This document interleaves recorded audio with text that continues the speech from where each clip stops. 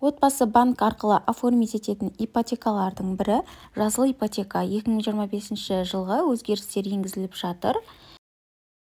Нысанның жасыл стандартқа сәйкес келетін ұлттық өмір ресейлік госр, халықаралық BREEAM немесе LEED сертификаттары болуы қажет.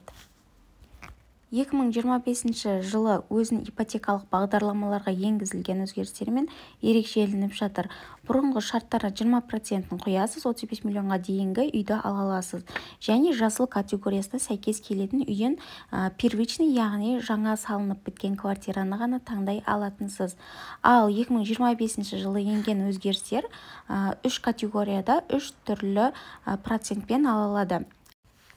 Жасыл ипотекадағы 2025 жылғы өзгерістер сәуір және мамыр айларында басталады. 3 түрлі категориямыз, оның бірі үй кезегінде тұратындар 7%пен ала алады.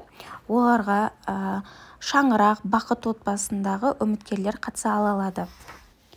Келесі әскери қызметкерлер, олар 8%пен ала алады.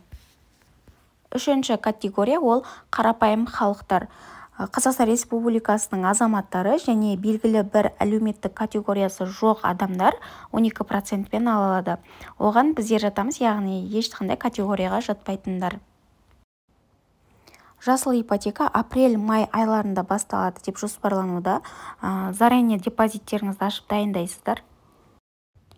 Екінші енгізілген өзгеріс вторичкада үй алуға болады. 2016 жылдан бері салынған үйдің тізімі шығады.